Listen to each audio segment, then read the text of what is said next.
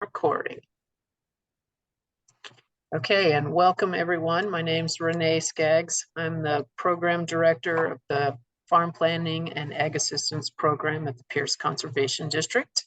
And we receive funding through the Washington State Conservation Commission to do all sorts of activities involved with sustainable farms and fields is what the program they're calling it. And they're really trying to encourage farmers to get carbon sequestered into the soil. So biochar is one of the ways to do that. So the funding for this class is covered by that grant we received. But definitely we work with a lot of farmers and we're always trying to pass on information. And thankfully, Nate Stacey is our local expert in biochar. He did some of his research work at WSU on the topic. So I'm going to let him do the talking, but let's see, we do have a hands-on biochar class coming up this Saturday, but that class had to be space limited, so it's full, but we will hopefully be recording that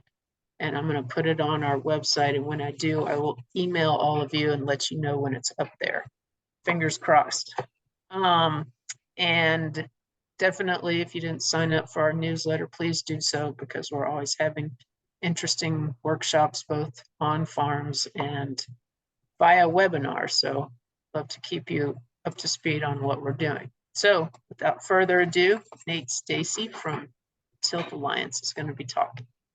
Okay, I think I have all the windows and things open that I should have open. And Renee, you can still see the presentation.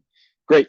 Okay, and thank you for the very lovely introduction. And I will first start off by saying I don't think that I'm an expert. I know a lot about biochar, but there are other folks who spend way more time reading and dealing with and trying to measure and understand what type of results from applying biochar to the soil or using it in a number of different ways you can use. So, I'm sorry, moving these windows around so I can keep track of everything.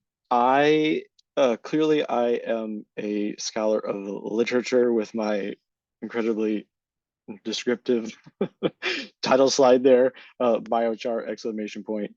It is exciting though, right? I think it's the simplest way to describe biochar. So I went with the simple description and the simple title. So we are going to talk about biochar.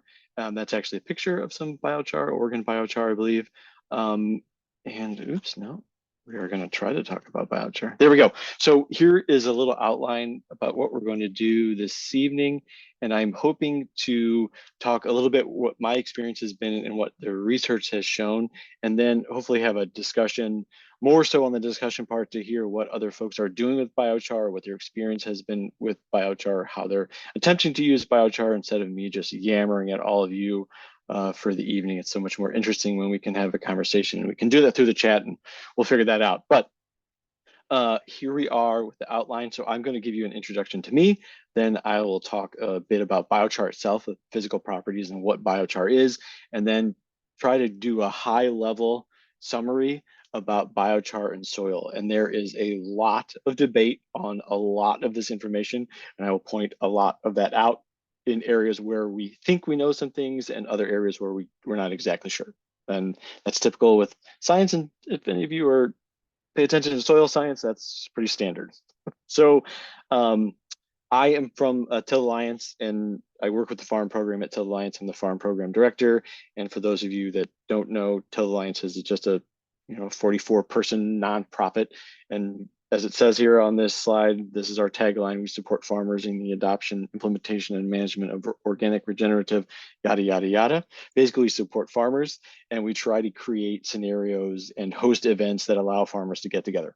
So we have a conference at the end of October. You may be familiar with the Tilt conference that is actually sold out this year. And so we just create events like that, and that's what we do. I still, as I'll get into this, my background is in soil science, so I kind of utilize that in other areas like presentations like this for master gardeners and other educational opportunities. But that's where I work now. A little bit about me. Personally, I am from St. Louis, Missouri, and I got my BA in communications. And I always like to joke, and Rose, who saw me speak, I think last week or 2 weeks ago, that is a translation of what should I do when I graduate college? I had no idea. I just needed to get out of there. I needed to graduate. And so I was like, well, what should I do? I was lucky enough to spend winters and some summers in Colorado. And so as soon as I graduated, I took off, headed for the mountains and the Rocky Mountains. And another like side joke I like to say is that I made my parents really proud and went right from college to be a ski bum. I mean, I had a job, but I worked at the ski resort and during the summers worked at golf courses and did that for too long. Some people would say way too long. But I spent all my time up in the mountains, kind of out in nature. And not that the nature in St. Louis isn't as beautiful as the nature in the Colorado, but it's kind of where I got the impetus for soils. So I left there, Colorado. I went all the way to New Jersey and enrolled in a turf management school, which is kind of like a certificate or a technical program to learn how to manage golf courses, because I had been working through those during the summer and kind of enjoyed it. And that's where I got my foot in the door in science and was like, what is this stuff? What is soil? What are nutrients? How do we think about this? And wow, this is pretty interesting. And so that was the opening I needed. And skipping over a lot of different things, I went from New Jersey out here to work on a golf course, and then had an opportunity to go back to school and work in actually plant pathology for a little bit at WSU down in Puyallup. So I was living in Seattle and commuting down to Puyallup and working there, and just kept getting opportunities and kept going. And in 2017, I ended up graduating with a PhD in soil science and working with composted biosolids. And those of you who are familiar, I'm sure many of you know Doug Collins and Andy Berry. I worked alongside of them as advisors in several projects. And I had been in that kind of turf grass horticulture area and was like, oh, what should I do now? What's the next step? What else can I learn? I got an opportunity to work with Doug actually in the Center for Sustaining Ag and Natural Resources. So I stayed on at WSU and just kind of dove right into farming and agriculture. Took some of the information I had learned from the composting and biosolids and turf grass and soils there and tried to learn some new stuff about agriculture. I did a lot of projects that Doug had brought in and kind of helped coordinate some of those projects and do statistical analysis and collect samples and design studies. And I did a ton of work with a lot of different things, organic amendments being one of those, and we're going to talk about this later, biochar in particular, and compost. I did a lot of work with composting itself. If you are familiar with Andy Berry, of course, you would know what a great resource that gentleman has been for the composting world in general. And so I got to work with Doug and Andy and the kind of those organic amendments and composting and some cover cropping and kind of different things like along those lines, soil health too at the end there. But that's kind of where I'm coming from. I always admit here that I have a heavy bias. I'm soil biased. I love the soil. I like thinking about it. I like digging in and I like learning about it. So that's where I'm coming from, just to give you a little background. So I will now stop talking about myself and we can kind of dive into the topic for the evening, which is biochar. And I mentioned this before, but there is a lot of debate around what biochar can and cannot do. And so hopefully through this evening, I'll try to address those areas where we're just not sure why certain things happen or what happens when you apply biochar to the soil or use it in other scenarios. So I'll focus mostly on the soil part. So starting, what is biochar? I know a lot of folks out there are interested in this. There's, at least from what I can see, about 40 people here right now. So when we start talking about biochar, there's lots of different definitions. One way you can describe it is black carbon, and there's this spectrum of what black carbon is. I think one way to think about biochar is to think about what it's not first, and then kind of back our way into what biochar is. And these are kind of definitions that you pull from different papers or how we, come to understand biochar itself. So if you look at the slide here on the left-hand side, if we take any type of biomass and we heat it up, we are moving that biomass to ash there on the right-hand side of the slide. Some folks would say, oh, is this biochar? If we continue to heat that biomass, it could be anything. It doesn't have to be wood. It could be any type of biological mass that we have, and we just continue to heat it. And we keep heating it in this open type of flame where there is oxygen. We do eventually get to this ash.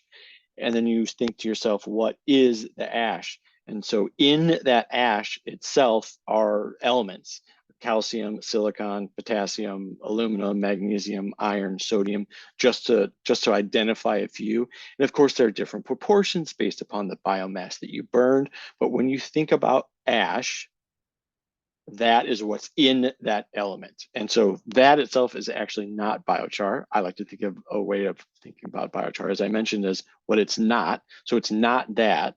And then we back into the actual definition of what is kind of accepted, I guess, depending on who you're asking, those who work with the biochar, produce the biochar, or those who evaluate it. So biochar is the solid porous carbon-rich product, right? That's made from biomass. Could be wood, could be manure, could be crop residues, can be biosolids. In fact, any type of biomass it can be made from, frankly. And then it is a product of thermochemical conversion under oxygen limited conditions. And so that's a fancy way of saying we heat it up and we don't use a lot of oxygen in those conditions to produce that biochar. So out of the fancy terminology, which is the thermochemical conversion, you actually get three products in this oxygen limited environment. So if we're burning the wood in that first slide that I showed, and we burn it all the way down to ash, and we're using up, and it's in an environment that is combusting in oxygen, that is not what we're doing here. This thermochemical conversion is in an oxygen and limited environment. And to be clear, I'm not a biochar production expert. There's lots of people who engineer different components and methods for making the biochar. This is just kind of the high level view. So out of that thermochemical conversion, in most production methods, you get a gas, pictured here, a solid, and a liquid. And when you start to think about biochar, not just from its use as an amendment, but from its potential to maybe mitigate climate change, we often talk about those other products, the liquid and the gas, because you can use the gas to heat the process, or you can use the liquid as a fuel. But right now, we're not going to talk about that. And I'm not going to go into the whole carbon cycling life cycle assessments of biochar itself. We're really going to focus on that solid product, the biochar. But just so you know, you do get these other products out of most of the production systems. There are probably different systems where you get proportions of these less, but generally speaking, you get those three. So if we go back to our kind of original and basic definition, and look at this thermochemical conversion, just to give us a kind of a little taste of how this thermal conversion works. There are several different methods of thermochemical conversion in ways in which that biomass can be turned into biochar. So slow pyrolysis, fast pyrolysis, gasification, and torrefaction. Those are thermochemical conversion methods that will, in some proportions, produce that liquid, gas, and the solid, but we're focusing here on that biochar part, the solid, that you result out of those conversion processes is the biochar. So what about each one of these? And I was kind of thinking about going to in-depth with each one of these, and I decided that it is the easier way to go about that is to summarize the kind of the differences here. So slow pyrolysis, fast pyrolysis, gasification, and torrefaction are really ways to create the biochar.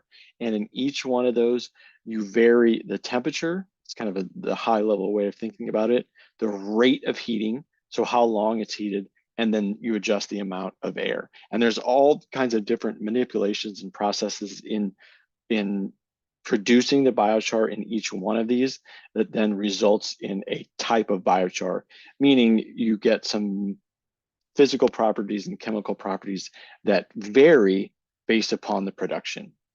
One of the things that I'm going to attempt to reiterate many times, which I think I hopefully will do, and many of you probably already know, is that the biochar that results from each one of these processes is different. So you can take a biochar and run it through, so you could take wood, for example, and run it through slow pyrolysis or fast pyrolysis or gasification. And because of those temperature differences, the rates of heating and the amount of air, you would get a little bit different product that has a little bit different physical and chemical properties.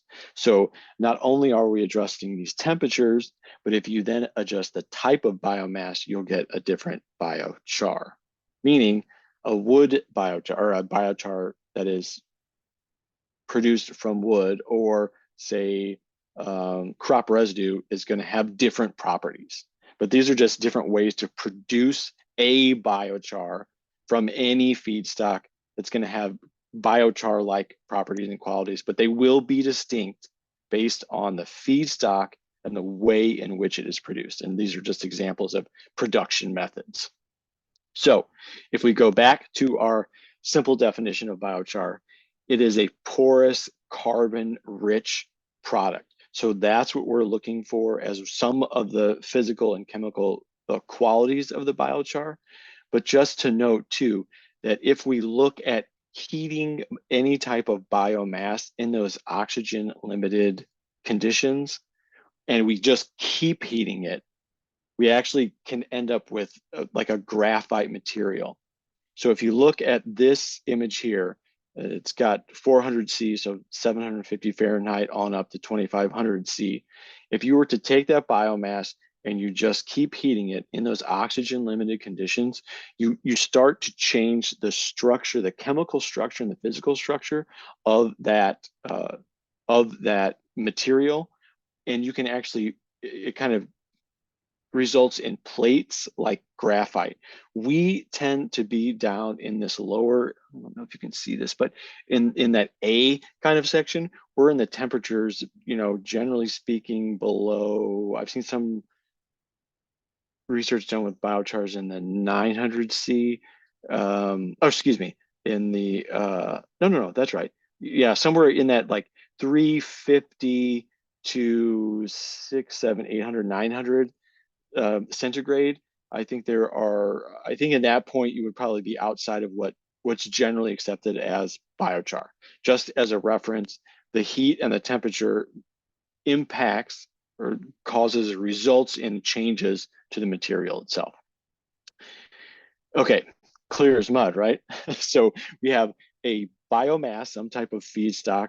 We have different temperatures and different production methods. We heat it in those oxygen limited conditions, and we get a type of biochar. So why are we interested in biochar at all? Really, why is anyone interested in biochar? When you look at the biochar that results from various production processes, there are certain kind of physical and chemical characteristics and properties that we're interested in that char. So generally, when we're talking about not only climate change, but carbon storage or carbon sequestration, we're talking about the high carbon content in the biochar, and that can range anywhere from 70 to 80% based upon the material and the manner in which it's produced. So I think I've said that now 4 times. So the material and the manner in which it's produced, meaning the process and the temperature at which it's made in, can affect the end result. And so, but generally speaking, biochars in general have that high carbon content. Again, somewhere 70 to 80%. They generally speaking, they have a pH, just like the soil has a pH, or vinegar has a pH, or water has a pH. They tend to be on the alkaline side or basic side or high side of that. Now you can adjust the certain characteristics in the process to adjust the pH, but tend to be on the alkaline side. Porosity just means that they're porous. Like if you were to look at, what am I trying to think of?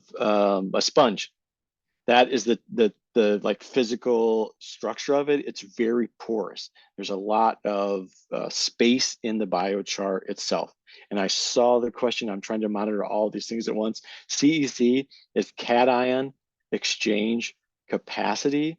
And when we talk about soil, we often talk about the cation exchange capacity in the soil, and that means its ability to attract cations, kind of like a positive and negative.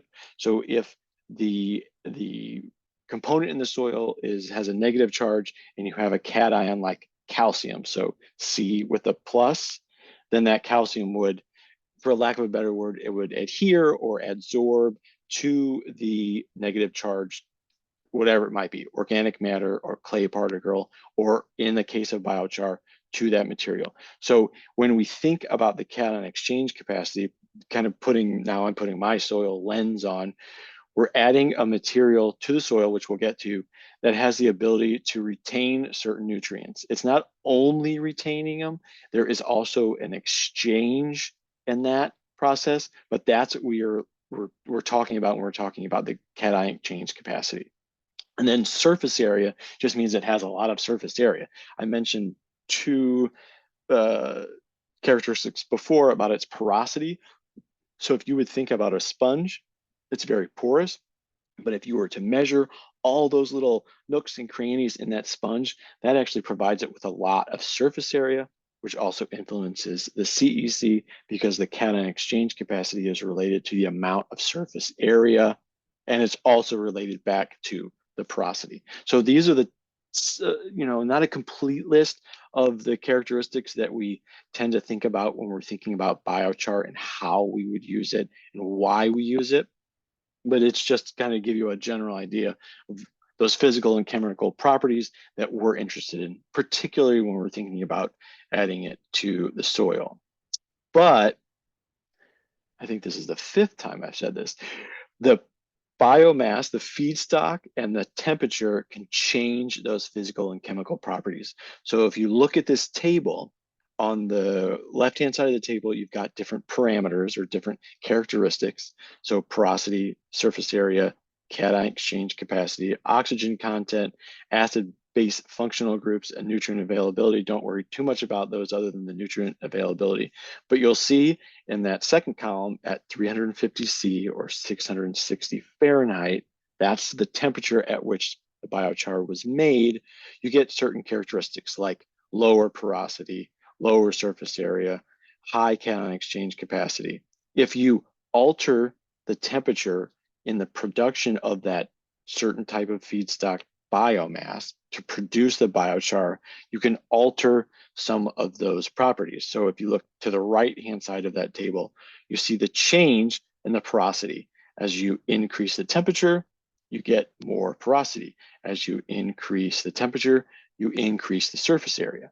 So reiterating that temperature has a big impact on the end biochar product and then what that product can actually do in the soil. What I want to show you here, so if you'll see, I highlighted cation exchange capacity, and there it says higher at 350 C, and then if you increase the temperature, it says lower. Now, if you look down at the graphic on the bottom of this slide, you'll see the identifier in the middle there says temperature, and it says increasing pyrolysis temperature leads to, and I have CEC increase circled. So up in the table, it says increased temperature leads to lower CEC, and down in the figure, it says it increases the CEC. So what we often find with biochar is that it does not behave in a linear fashion, meaning if you were to think about increasing the CEC, which we talked about the cation exchange capacity, by increasing the temperature, it probably increases to a point and then falls off. Instead of going like this, if you all can see me, I'm not sure that you can, so that it's like a linear response, you just keep increasing the temperature and you keep increasing the CEC. That's not generally what happens. There is some point where you get to the top of the curve and then you start to reduce that CEC. The point in all that is not, you don't have to remember any of this. It's that there is a lot of non-linear responses when you alter the temperature in the biomass, and you get variation and a lot of variability in the properties that we're interested in the biochar itself. So we can change those temperatures and the feedstock, so that type of biomass that we're heating in that oxygen limited environment, to alter those properties. But it's not always a one-to-one. There's a lot of variability in this, and a lot of variability in the production. And then from that, a lot of variability in what we see in the responses in the soil. I had, worked with biochar, I think with Doug for 4 years, I think. And we always had this kind of discussion on like, how do you think about biochar? Because at least in my head, I think about biomass and I think of plants and I think of wood or corn stover or tomato stalks or whatever. But when you start to think about biochar, one way to think about it as an entity is kind of think about it as a mineral. Like the end component or the end result of all this production is really like a mineral. Okay, so we'll just hold on to that. All this to say that there's a lot of variability, period. Now, let's kind of look at biochar in the soil. And I did my best to look at lots of different studies and some good publications and tried to pull out what we have a good understanding of if you were to use this material in the soil. And that's not to say that biochar can't be used in a number of other different, oops, I just clicked on the wrong window, different scenarios. They use it a lot for remediation of water too, is a way to use it, remediation in soil as well. But we're kind of talking about biochar as the soil amendment here. Oh, again, one too many windows. So when we think about biochar and using it as an amendment in the soil, I think there's kind of, in my mind, I like to split this into two ways to think about it. One is the benefit we get from adding carbon to the soil and sequestering carbon. And this carbon in the biochar is not as bioavailable to the organisms and to it becoming CO2, the carbon cycle, as would be a fresh plant material. So I kind of think of it in two ways. So we've got this property and these chemical qualities that allow it to store carbon and allow it to sequester carbon. But then we also have these other components that when you add it to the soil, I like to think of it as like a soil conditioner.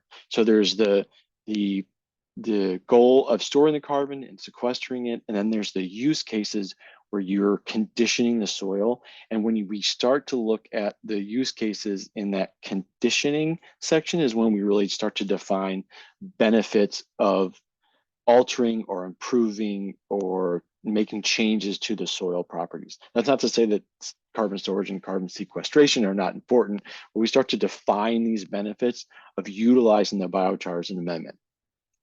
When you start looking into those benefits, we kind of break things up into physical, chemical, and biological attributes in the soil as components of that soil, and we see the benefits in those areas. So let me give an example.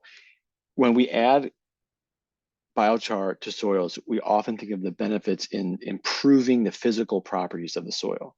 So the physical properties would be decreasing the bulk density of the soil. So if I took a known volume of soil, or I had a cylinder, hammered it into the ground, in that cylinder, I would have a known volume and I would have a weight. And this just an inherent property of the soil. And that weight per that volume would be the density of that, the bulk density of that soil. And so in some ways you're measuring the mineral components and the organic matter in the soil, and you're also measuring the space. So in that known volume that I hammered the little cylinder into, there's a weight. That's kind of our bulk density. And that's kind of a physical property of the soil itself. We talk about increasing water holding capacity in the soil, kind of one of those physical properties.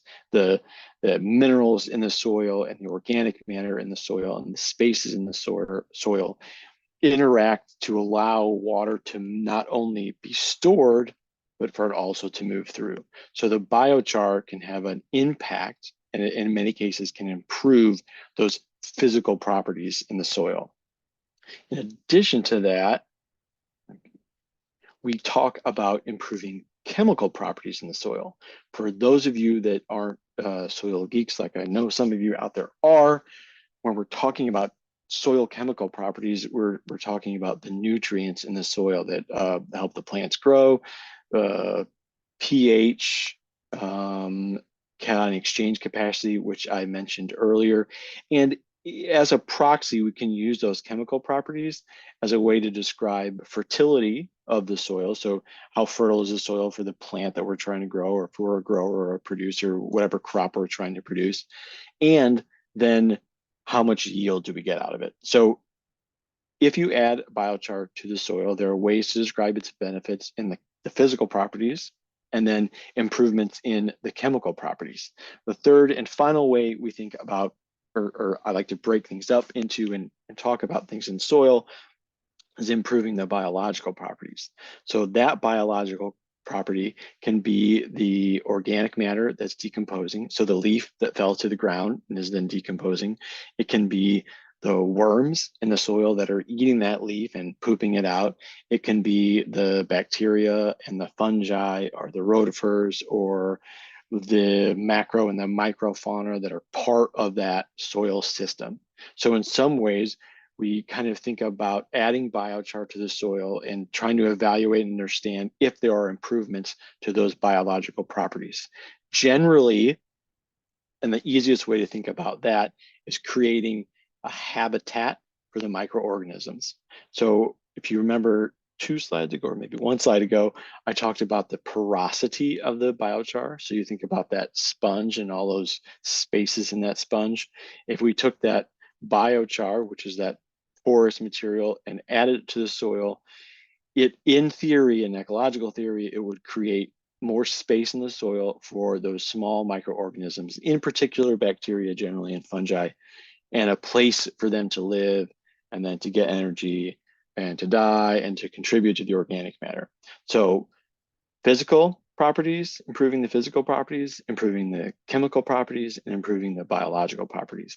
And these are idealized in many ways. We think about these improvements, and then really smart people go out and try to evaluate the analyze, or try to understand if the bulk density actually does decrease, or if you actually do increase your water holding capacity after the application of biochar. And that's where it gets really fuzzy. But this is kind of why we're interested in learning about biochar, in part based upon all those properties I spoke of earlier. We want to see if there are improvements to the soil, and if those improvements can increase yield, or maybe help us improve our ecological approach to managing the soil. That's where a lot of this motivation comes from. On top of the fact that we also have the soil carbon storage and our soil carbon sequestration as kind of that other part, but now we're really focusing on the conditioning part. So if we're going to look at each one of those properties and try to understand whether amending a biochar to a soil could impact those properties, what does a lot of the research show? What do a lot of these projects where they've amended biochar to the soil and tried to evaluate those properties? What do we get from all that? So generally speaking, when you add a biochar to the soil, it decreases the bulk density. So I described bulk density as that amount of soil in that volume. What happens when you decrease the bulk density is really you're reducing the weight, right? You're reducing the weight and that volume of soil, which means that you're creating space. You're necessarily creating some more space, which can, not always, but can improve aeration and mineralization, which is the transformation of the organic matter into nutrients for the plants via bacteria and fungi. So by decreasing the bulk density, create more space. You can allow water to go through. You can allow air to go through. If you think about compaction, you would be decreasing the bulk density. If you were improving compaction, if you have a compacted soil, it would be really switched down. You can create more space in that compacted soil. So that's pretty well accepted that if you add a biochar to the soil, it will decrease bulk density. Like over 90% of the studies show that. That is rate dependent. All of this information that I'm going to tell you in the next 25 minutes really has to do with the rate of application of the biochar to the soil. And I'll comment on that here in a couple of slides, a rate that seems to be like kind of the minimum. What I'm showing you here is the top, some work Doug and I actually did. Don't worry too much about don't worry too much about any of it, other than just show you that in this top section, this is a Puyallup soil. If it has a letter, these small, if you look down to the bottom of the slide, it shows you Mount Vernon, and it has small little letters above it, those columns. If you see different letters, it means that those bars are statistically different. Up in the Puyallup section, you don't see any letters. It means after an experiment where we added, and you can see it here on the right-hand side, biochar, a compost, a co-compost, which is a compost that is made with biochar, and then a compost plus biochar, which is a treatment where we took compost and biochar and threw it on the ground and mixed it up, and then a control, which is no amendment. We really didn't see any differences. The rate of this is important. So in that bottom portion of that slide there, it's the material, the amount of material that we applied to these different research plots. So 21, you can see there in that lighter bar there, biochar at 21 yards per acre, 29 yards per acre, 24 yards per acre. Why these are different is because we were trying to equalize the amount of carbon that we're adding to the soil in this particular experiment. And I said that biochar is somewhere between 70 and 80, so you have less material there. The point of all this is that in the Puyallup soil, when we added the biochar to the soil and then evaluated that bulk density afterwards at these rates, we didn't really see a lot of change in that bulk density. We did same product, same rates, different location, so relatively different soil. We saw decreases in bulk density in that Mount Vernon soil. So now I talked about the variability in the properties and the chemical or the physical and the chemical properties of the biochar based upon the biomass, what it's made out of, and then the temperature and the process at which you made it. And now you have to add another variable, which is the soil itself. So depending on the conditions of the soil, it's possible that you'll see different responses. Also interacting with the type of biochar or the type of biomass a biochar was made out of and the temperature at which it was produced. There's also a rate component. So, but all that to say that there's a lot of variability in using biochar. Another thing that we can pull out of this information that is pretty clear. So in coarse textured soils, and that means like sandier soils, or a finer soil would be like a clay soil, or a medium coarse or a medium soil would be kind of like a silty loam, a silt soil. So in coarse textured soils, like basically sandy soils, you can, if you add biochar, generally speaking, you see reductions in water infiltration and saturated conductivity. What all that means is that you actually slow down the water movement through the profile. So if you think about you go out to the beach, it's all sand, water moves through there quickly, right? The waves come in, it drains out real quick. If you add a little bit of biochar at a certain rate, you actually slow that water infiltration down. And the other fancy term is the saturated conductivity, which can equal more storage. Now, this result is also dependent on the size of the biochar, because you can also, in the production of the biochar, vary the size. But generally speaking, in those coarse textured soils, so sands, You can reduce the water infiltration, so it slows it down as it's moving through the soil profile.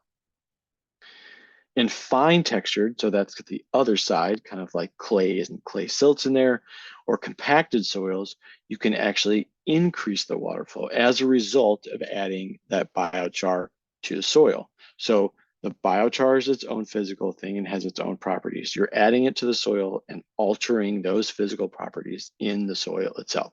So that actually increases water flow. And that's a result of the size of the biochar particle and, generally speaking, over time, increasing aggregation. For those of you that are not soil nerds, increasing aggregation means that you take the particles in the soil, we generally talk about them as sand, silt, and clay. So if you just went out there and kind of rubbed the soil together, you would feel some grit, you would feel something that feels like flour and probably some stickiness. And that's basically the sand, silt, and clay, the minerals in that soil. If you add some organic matter to them, they stick together. We call that an aggregate. There's lots of things I'm skipping over here, but that aggregate will stick together and other aggregates will form. And if you can imagine a bunch of little aggregates sticking together, there's space between them, there's space inside of them. So you get a certain amount of not only water flow through the soil, but you get a certain amount of storage based on all these macro pores, and they call them micropores and capillary action. But all that to say that in a fine textured or compacted soil, if you were to add biochar, you can increase the water flow through that soil. So opposite of that sandy texture. And just in general, if you have like a silt soil, you see less effects in those medium textured soils, just in general. Probably owing in part to the fact that there are less differences between the biochar size itself and the particles in the soil. But just in general, you see less effects in those medium textured soils when you're in these physical properties. So we just talked about water kind of moving through the soil and a reduction in the infiltration in those coarse textured soils, and then an increase in infiltration in the fine textured soils. The other thing that biochar will do in general, and this varies, is increases the water storage of the soil, and generally described as like volumetric water content. So it's not the water moving through the profile, it's how much water is stored there. That's in part because it is a mineral, it is a physical entity that's creating some space in that soil, which goes back to our bulk density comments earlier, that we're decreasing the bulk density. And by doing so, you create space for water to be stored, and itself, biochar is porous, so there's some storage there as well. So in general, you increase water storage in any soil of all types. You usually see different rates of increase. So like a sandy soil, you would actually see a greater rate of water storage as opposed to like a fine texture soil that has a certain quantity of storage. But you see increases in that water storage no matter what. Now, I said earlier that that is really rate dependent. So the 10 megagrams per hectare, which is a way to think about it scientifically, but we're talking about a rate of about 5 tons per acre. The rate that Doug and I applied the biochar, the compost, and amendments was somewhere in that 5 tons per acre with a little bit of fluctuation, which in some ways is probably why we didn't see a lot of effect potentially in that Puyallup soil, because we were kind of below that concentration that actually has these effects. So this is kind of the cutoff. If you're out there thinking about applying biochar to your soil as an amendment, with hopes that you will see some changes in the physical, chemical, or the biological properties, this tends to be that rate where you start to observe these effects. There's some other considerations that I'll kind of tap into here in a little bit and comment on, but that's kind of that general number. So that's the physical part. What about the chemical part? The variability in chemical responses are due to the interaction of a particular soil with a type of biochar, which I've said probably like 15 times now. On top of the fact that you change the feedstock and the production method and you vary that.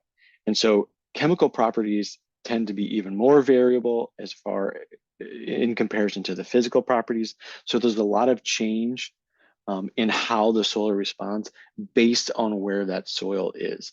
A lot of the work in where the soil fertility is increased, and I'll comment on that here in a couple minutes, is really observed in like the tropic latitudes. When you start getting up into like the mid latitudes and boreal forests, so basically where we're at, you tend not to see as large of an effect. There are effects, but they're not these massive 35% increases in yield or 35% increases in whatever it might be, CEC, pH, something along those lines. The really big effects tend to be in that tropic areas. Not to say that applying it here isn't going to be effective. You just won't see those like massive increases that you might hear people talk about, or you might hear people comment on big increases in yield or nutrient availability or whatever it might be.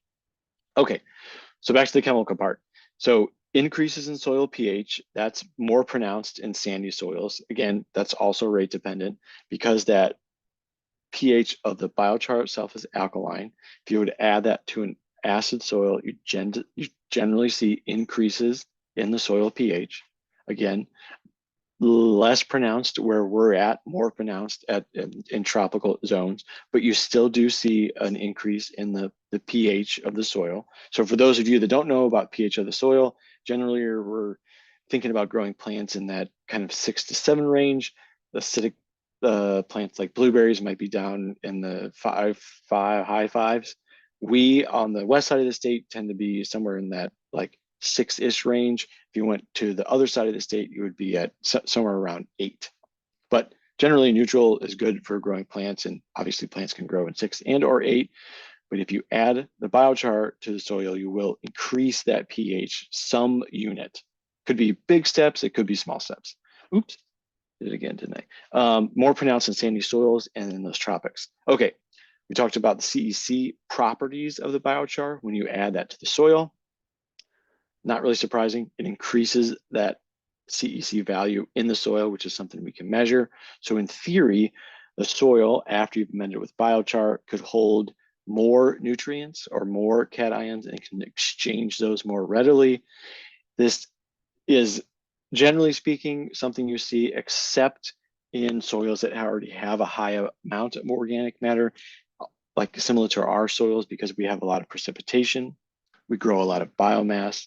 That biomass then is turned into the soil, and that organic matter, which was the biomass, the leaf, the shrub, the grass, has a charge itself, has actual cationic, the ability to exchange cations. And so in those soils where they're already kind of, not to say saturated, but there's a good amount of that organic matter and a good level of that CEC, you don't see great increases, massive increases. But generally speaking, you do see an increase in that CEC value. Clearly can increase the soil carbon. That's something that we're talking about with carbon storage and carbon sequestration. We also talk a lot about that now if you've been paying attention to anything with soil health or soil quality, about soil organic matter and soil organic carbon. That can increase the soil carbon in the soil. This is also rate dependent. In some ways you can apply a biochar and it's just too low of a rate to detect that massive increase. But generally speaking, you see increases in that soil carbon, and you do see improvement in soil fertility and yield. So I was looking back at some papers this morning, just trying to do a good review on newer work that's come out. And generally between 9 and 16% increase in yield. When you look at all the studies that have been done over the last probably 10, 12 years, and evaluate many different types of crops after it's been amended with biochar alone, there's somewhere in the range of 9 to 16% increase in yield. That is an average though. A lot of those studies, as I mentioned earlier, are taken from that tropical region and it's less pronounced in areas like where we live. There's still an increase, it's just not as great. And in some cases, which makes biochar even more interesting and more frustrating at the same time, is that you can actually see reductions in your yield after the first year of application. And we can maybe talk about that in discussion later. Or when you apply the biochar, you see nothing, no effect really whatsoever. And I want to show that as an example because Doug and I ran into this in actually several of our trials. So again, the simplest way to look at this is on the left here. This yellow is the biochar plots that received that application. And basically on the right-hand side, we had a bunch of plots that didn't get fertilized. And then on the left-hand side, we had plots that were fertilized. And that top section is the first year. The bottom section is the second year. And then on that axis is the potato tubers in kilograms per hectares. But what I want to show you is that even applying biochar in this first year, where we see an increase over the gray bar is a control that received no amendments. You see a slight increase in that average, but it's not statistically significant after adding the biochar. You see a big difference when you add the co-compost, which I mentioned earlier was that compost made with that biochar, and I'll come back to that later. And then in year 2, you see no differences at all, and hardly any differences even in between those plots that were fertilized and the plots that were unfertilized. The point being, there's a lot of variability. I also said that this may have been a rate that was too low for this region because we are kind of in that 5 tons per acre rate area. A different study, similar project, but a different crop. So this was in strawberry. That year 1 there, which is at the top here, says a YR1. That's year 1. There's not of obvious differences between any of these treatments, and in part because the first year of strawberry production could be like that. But we actually see a reduction in the second year of that in the biochar plots, less statistically not, but less than the rest of the amendments. And there was only one that I think that did the best there. Again, this is that co-composted amendment, which was the compost that utilized biochar in its feedstock. So again, snow effects, negative effects.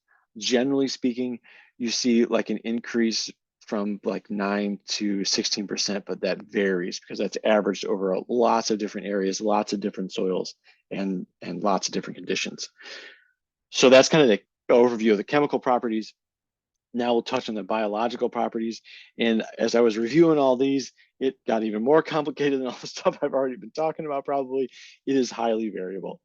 It is highly variable, and you might ask yourself, why is it highly variable on the biological side? It's because a lot depends on the resident populations that are existing in that soil.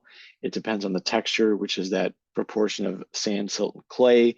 It depends on the nutrients that are existing in that soil. Because those microorganisms still need substrate, meaning they need nutrients and they need compounds for their own bodies, and they need structure. They need compounds to make their own bodies, and they need the compounds to get energy from it. So all those nutrients vary across soils.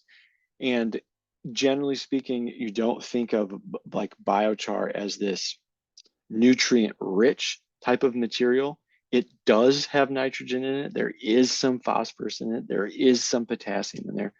There's all those things I mentioned before, but at much lower quantities. And it's not something you would typically put out as a way to feed the soil. I mentioned that there's the kind of carbon storage and carbon sequestration, which I haven't even gotten into when you're thinking about utilizing biochar in the soil. But the other component is that like soil conditioning, altering those physical properties, which in turn alter the chemical properties, which in turn will change the environment for those biological organisms. So it's really hard to target like a biological entity and say that you're going to utilize biochar as an amendment to improve something. I like to think of it not necessarily changing the biological organisms themselves, but really thinking about that condition of the soil, altering the physical properties so that you're in effect trying to optimize it for those biological entities. Okay, so those are the parts that are the physical, chemical, and biological benefits and things that we know that change, and there's all this variability in the things that do change. Are there risks? It's always important to think about this. I think people aren't critical about it enough.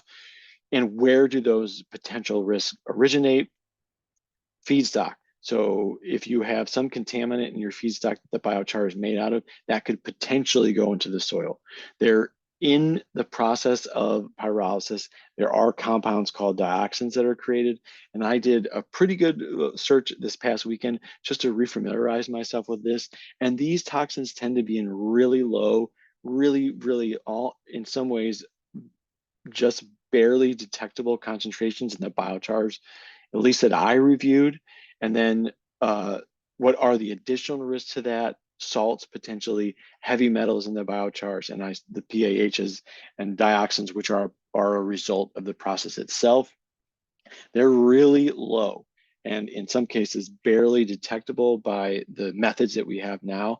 And when I did a kind of not cursory, but half deep dive into if anyone has done a really, robust evaluation of biochars in the soil and those potentially any toxins, I didn't find anything, but it's always good to be aware that there's the potential for this. So I'm not saying that they don't cause troubles. It appears that they don't at this point, but there's probably maybe somebody here would know even to a greater extent if that's true. But I didn't see a lot of information or a lot of evidence that there was a lot of difficulty with the potential risk of adding biochar to the soil itself. And so when I did that, if those of you who have thought about biochar or have been around biochar, and folks out there, probably some of you know even more about this than I do, certainly. There's the International Biochar Initiative. And when I talked about those physical and chemical properties, there are ways to evaluate the properties of that biochar. And in fact, a lot of that information you can find yourself. And related back to those potential toxic compounds, there are standards for evaluating the biochar to understand the quantity and the levels of those potential compounds in there. And they have if you go to the International Biochar Initiative, it has a website, and I will share some of these resources with you later. They have values and test methods to look at those, and they, generally speaking, tend to be very low. But there are people paying attention to it. There are people aware of this potential. It's, again, I would feel like I wasn't telling the whole story if you don't show all the potential downsides of that. So after all that yammering, then there's still 46 people here, so it's good to have, or maybe you are still sleeping. But what is the goal? I think if you're looking at utilizing biochar as a soil amendment, you should first define what the goal is and why would you use biochar in your soil. Is it to improve infiltration? Is it to improve fertility? Are you going to get there? Is it for soil remediation? It gets used in remediation a lot. I mentioned this earlier in soils, but also in water. And understand that the material, the feedstock, can affect the results and how the biochar acts. Understand the temperature can affect the results of the biochar in the soil and how it acts, and understand that the particle size is going to have an effect on that. So all those considerations when you're thinking about amending the soil with biochar, in my opinion, the best use of biochar is actually added as a supplement with some type of organic N. And in particular, when I showed those graphs, the best response we got out of any of those amendments was the co-compost, that compost that utilized biostock as its feedstock, because you get some of those, you get a little bit more of the nitrogen, you get a little bit more of the phosphorus. And I think the biochar in that composting process really complements the compost itself and is probably adding some carbon that's going to be stored and sequestered, but is also adding and bringing those kind of physical changes to the soil that we talked about in the couple slides ago with bulk density and those types of things, infiltration and so on and so forth. So in my opinion, I think that, if you were to utilize biochar, I would be mixing it with, if you have feather meal that you use for a fertilizer, or you do like compost, you could mix it after you compost it and as a part of that composting process. In fact, we have some folks that we did research with up on the San Juans that have a biochar production on their farm, and they have a composting facility, and they mix, I can't remember, I meant to actually text them today to find this out, but it's like 2 parts compost, maybe 1 part biochar, and they use that as their potting mix. So I think that biochar in general has all these, it's really another tool in the toolbox to utilize when we're thinking about land management. And I didn't really go into the carbon storage part. There's a lot of research going into how to tighten up the production of it so that it becomes like either carbon neutral, meaning it's not putting any CO2 into the air, or even carbon negative. There's a lot of debate about whether it can be carbon negative, but I think as the production process is probably improved and we gain a better understanding, it seems like that is what we'll eventually get to, is having this product that is actually carbon negative, that's removing some CO2 out of circulation. Oops. So I'm going to end there. I know that's a lot of information I just threw at all of you, and hopefully we can just kind of have a discussion now and take questions and listen to all you out there who have been experimenting with it or don't know about it or whatever it might be. I'm here. And Okay. that's my email address too. So sounds like a couple people can only communicate through chat. So if you want to Okay. put a question in the chat, go ahead. But otherwise, raise your hand or turn on your camera and unmute yourself. I mean, usually people are pretty shy on webinars. So go ahead, Brian. So I have a question regarding cutoff rates. I was wondering if there's a way to quantify the application for a cutoff of a specific soil. For a specific soil, I don't. Let me see.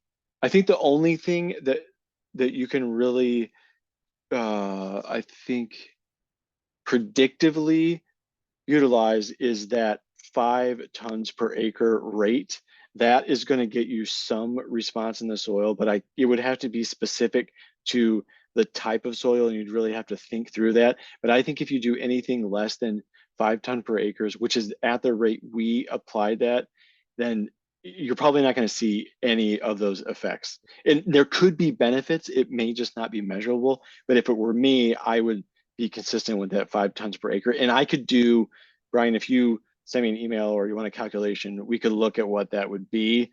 You know, it's probably, yeah, I don't know. I would have to do some calculations on like what that looks visually, if it's like half an inch on top of the surface or whatnot. But I think that is like, if you're looking to make improvements and you're doing only biochar alone, I think that 5 ton per acre is probably is the minimum that you'd want to apply. Does that make sense? Does that answer your question? And that's just from a lot of research that kind of comes across, is that anything below that, you just don't see a lot of response. Before we go to you, Rose, how about you answer the questions in the chat first? Oh, sounds like they're follow-ups. Okay, let me see if I can, Start with Kyle Putnam asking about putting on 5 tons, you know, is that going to involve tillage? But it sounds like you might have answered that. It might be as low as half an inch. Yeah, so where's the question? So what we did, so that's an excellent question. I think in the case of biochar, you would rather have as much soil contact as possible and work it into the soil. And maybe it doesn't have to be tillage if you're working in like a no-till system, but trying to scratch it around or move it around a little bit around the surface. But so to answer the question, most of that research was done in tillage systems. And so you might be able to get away with a little bit less if you're working in a no-till, but I still think you want to get as much soil contact as possible, if that makes sense. Because even if you're doing like a no-till drill, you'll get some movement of that biochar in, but the more you can get it into the soil, I think that's a better approach, but it will certainly, like, over time move through the profile. It'll be a while. Yeah, I know the San Juan CD was doing some experimentation with running biochar through their no-till drill. So yeah, we have 2 drills and we're up for that if anybody wants to use it for that. And if you do that, I would love to see it. That would be cool to see it. We should definitely like get some video and get Doug out there. That would be very cool. Okay, then we got a couple more questions and we'll go to you, Rose. Hang in there. Okay, sorry. Yes. Do you think that the soil test will eventually include a biochar recommendation based on the soil test result? That is a great question. I think that there's enough momentum behind biochar that I would not be surprised by that. And I say that because I was reading a paper this morning that was linking, like, I think they call it like soil carbon capture. So the production of biochar itself, figuring out how to optimize that, and then the use in the field. And I think that yes, as we move towards like soil health, are you all familiar with the Washington Soil Health Initiative? It's a statewide initiative to improve soil health and understand our soils. I would not be surprised if biochar was not a part of that at some point. And it would, I hope, and not maybe recommendation based on the soil test results, but what I think will happen is that it'll be based on the physical soil test results, which I hope will become more common, meaning that you get a texture. You'll know what your sand, silt, and clay is from the soil test result. Now you typically don't get that unless you ask for it. You've got to like ask for it. They usually give you the chemical stuff, but I hope that it becomes more about the physical parts of the soil, and then that would be a consideration to understand how the biochar would affect that. That would be in a perfect world, but I I would love to see that. I hope that that's my answer. I just answered Calvin. Oh, okay, great. Okay, great. Does it take a lot of energy to make? That's a great question. So the life cycle assessments I've seen, and that's been a couple of years since I did the deep dive into that. It is either like just above carbon neutral, it's carbon neutral, or it is carbon negative. And that depends on the production process. It depends on if they're growing the biomass, and they're using arable land, and they're growing like switchgrass, or they're growing short cycle trees, or if they're using, like what they've done here is utilize it was forest waste material. So after they log something, they take all the waste material and they then turn that into biochar in these kind of smaller production facilities that are pretty tight. And then you have to put it in the right soil, right? You have to put it into not necessarily the right soil, but you have to get it into the soil at a rate that is going to store that carbon. So it's really close if it's not negative right now. And I think that will become negative because there's a lot of people working on all these processes. But it's a great question. It depends on each one of those steps.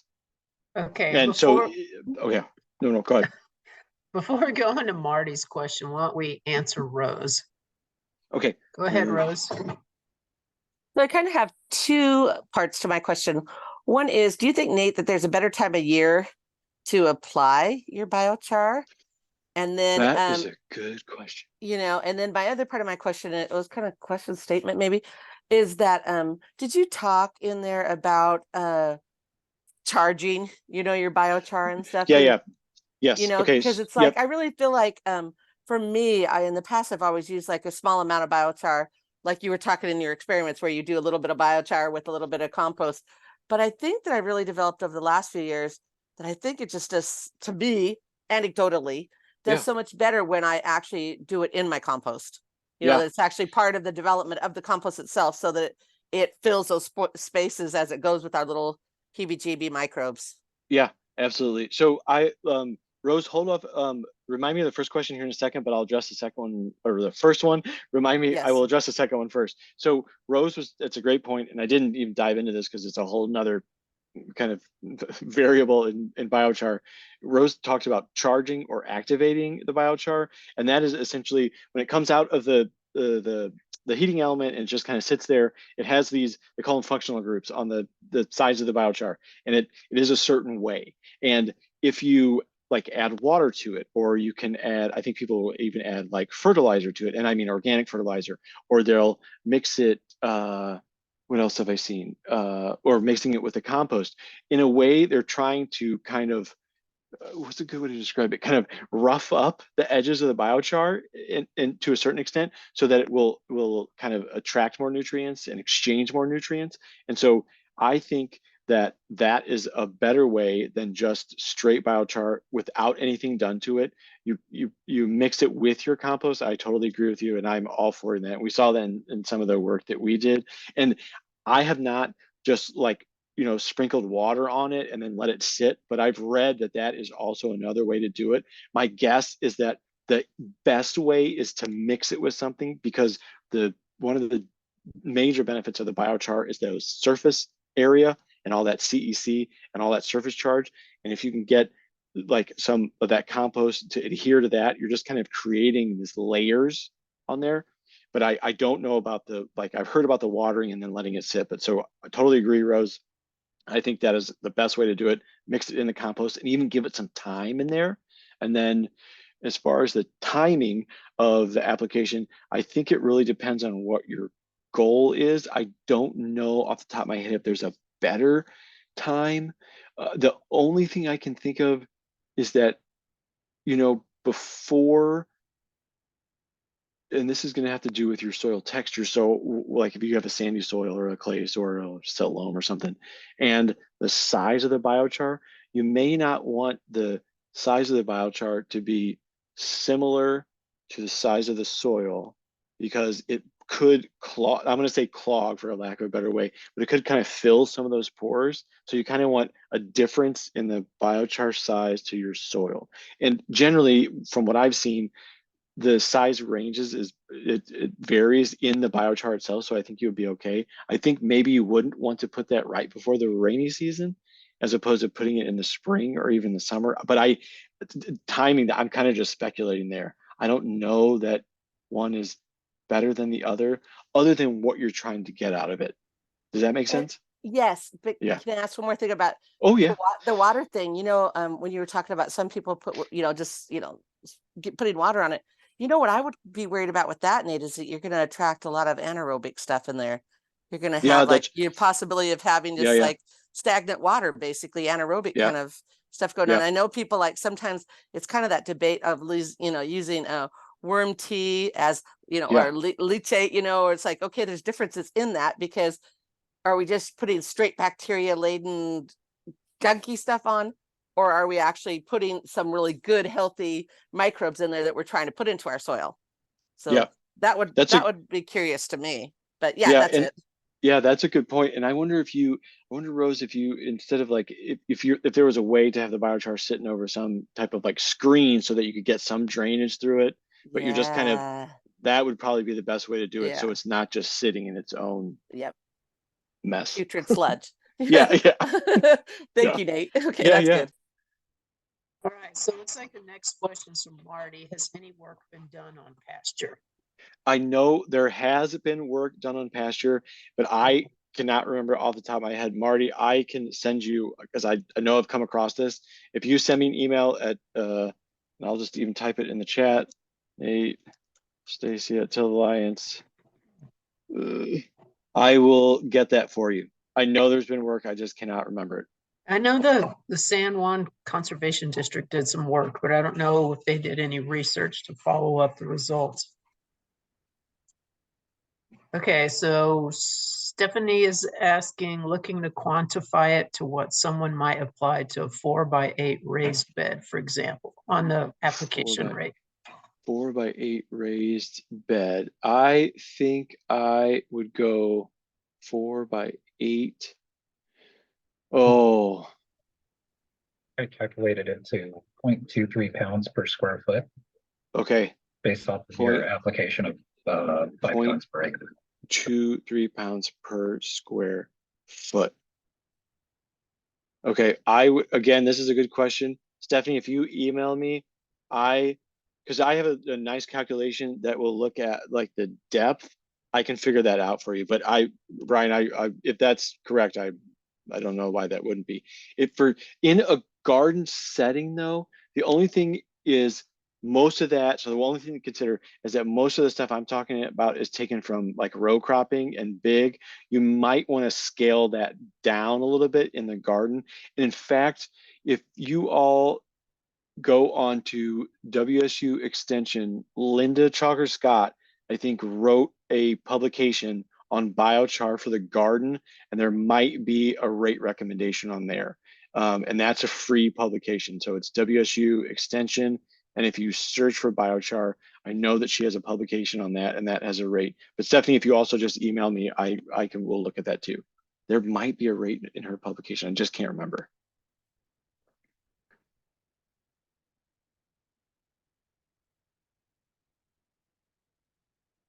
Just digging up information for Calvin. Okay. Oh, no, so no, that's good. Looks like we're at, are there any local producers of biochar that you would recommend? We've used, so I will just tell you the ones we used. It was great. Both of them were fine. Olympic Biochar, which is out on the peninsula, and oh gosh, I'm gonna have to, like, my brain is like my hair gray and not that great. I think they used hog fuel and old pallets was the feedstock, but I cannot tell you the temperature. I want to say that that's a higher temperature biochar. We also purchased from Oregon Biochar, which I believe is made, I mean, I would assume that's made in Oregon, but they have different distribution areas across, I think, the Northwest. So those are the two that we evaluated, and then just kind of a couple of other handful of individuals that have made it like on their farm. But those are the two we used, and they were both fine.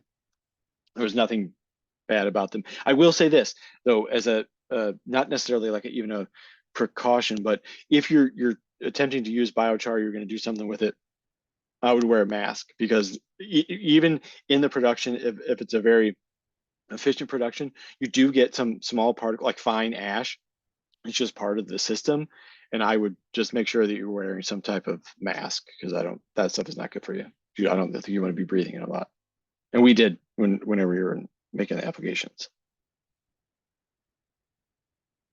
Okay, before we go back to Rose, Meredith is Oh, yeah, saying U of O did a study years ago that found the pH rose only the first year of application. See that one? Okay. Yes, that is, where's that? So the other thing that I failed to mention, which I'm glad somebody brought this up, a lot of the work that's been done on biochar and evaluating in soils has been in that 1 to 2 to 3 year range.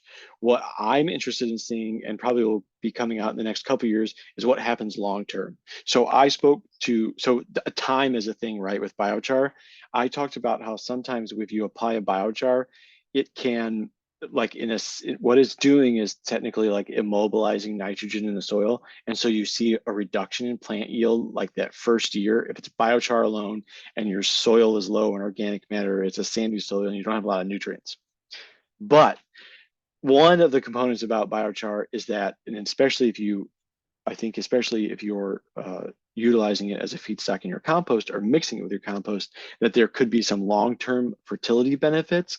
I just don't know how long that is. And I think that's kind of an exciting part of biochar, is that there are some long-term benefits that we don't even understand yet. And if you're familiar with any of where this all came out of, it came out of the Terra Preta soils in the Amazon. And there's some debate about that too, but like over the long term, there could be and should be a benefit for utilizing biochar and releasing nutrients over time. But time is certainly a component of that, yes. And like I said, admittedly, a lot of these researchers or projects are 1 year, 2 years, 3 years. The next couple of years, we should be seeing information about longer term, 6, 7, 8, what those benefits are in that time period. All right. So I'm getting some more information for Calvin. And then it looks like Heidi has a comment and then a question. Do you see that one? Yeah, there's a lot of enthusiasm. Yep, that one. I Yep. appreciate your presentation. Thank you, thank you, thank you. I personally think maybe I'll wait a little longer. Yeah, that's totally fair. I did buy some and I added it to my worm bin thinking it would inoculate the biochar. I don't think there is any danger to the worms directly from the biochar itself. Those concentrations of those compounds are really low. And once you kind of get the worms in there and moving around, anything that really is a contaminant kind of becomes bioavailable. I'm going to say it and generalize that, but I don't think I haven't read anything that showed any evidence that there was any damage to the worms, but that's a great approach to thinking about utilizing biochar as a tool. And I think I mentioned that this just happens to be, I think it's going to end up being another effective tool. Where might someone purchase biochar in Pierce County? That I don't know. We purchased it from Oregon Biochar online, and that other provider up in Port Townsend, Olympic Biochar. I don't know in Pierce County where you can get it though, just off the top of my head. You might be able to buy it actually, now that I say that, you might be able to buy it in bags at some agricultural provider. I know some individuals were bagging some of the biochar. I just don't know where and what the product is. Can horse bedding be used? Frank, as far as a feedstock, I'm pretty sure that you can use anything as a feedstock, but I don't know a lot about that production, and I'm sure there's a lot of different processes or manipulation in the production to utilize that material, obviously, as opposed to like a wood or a shrub or something. But any kind of type of biomass, at least from the stuff I've seen, people make biochar out of walnut, shells, all types of things, especially in California. But I haven't done it myself, so. Well, that's not true. I tried, but Black Owl. Okay, there you go. It's pricey. Bonnie said, Black Owl is based in the Pacific Northwest and produces biochar that's commercially available, but it's pricey.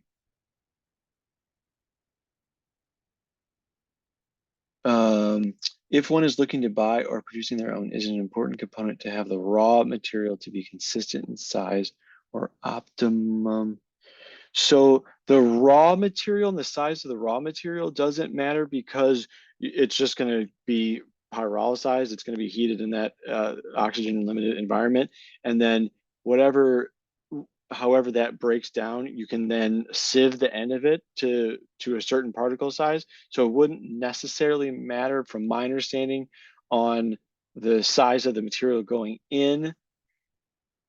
And has a study been done that indicates the best size of the biochar? Not that I've seen. The stuff we used for your all references was 1 to 3 millimeters. And if you think about is that right? 1 to 3 millimeters. Yes, 1 to 3 millimeters.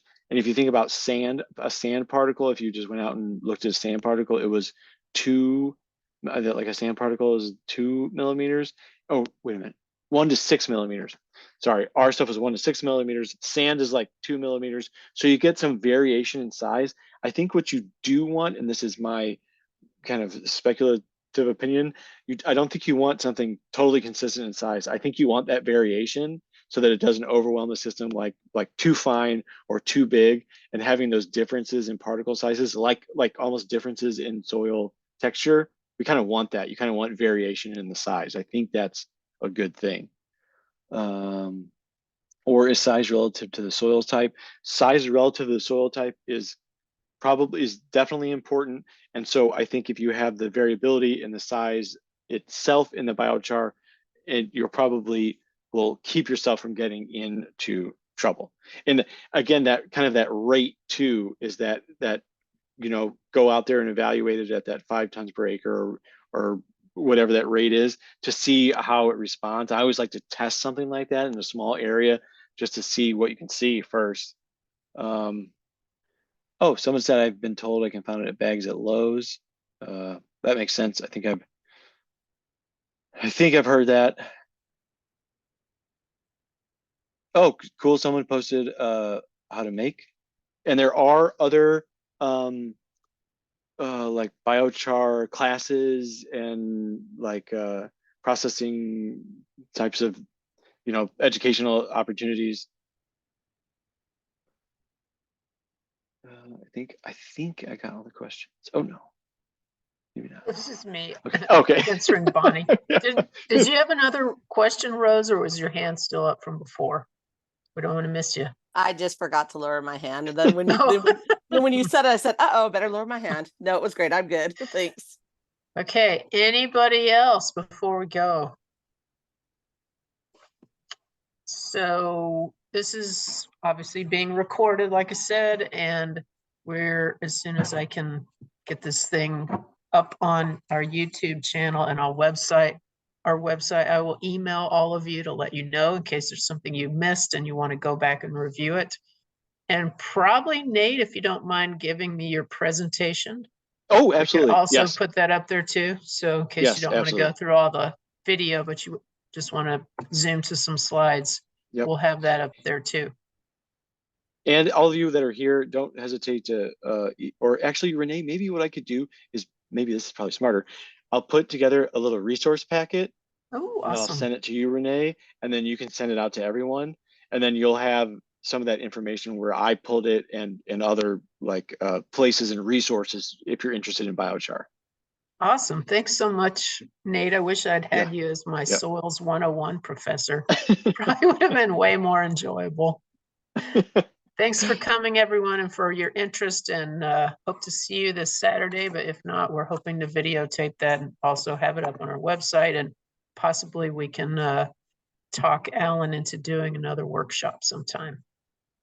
Thanks so much, Nate. Have a good night, everybody. Have a good night.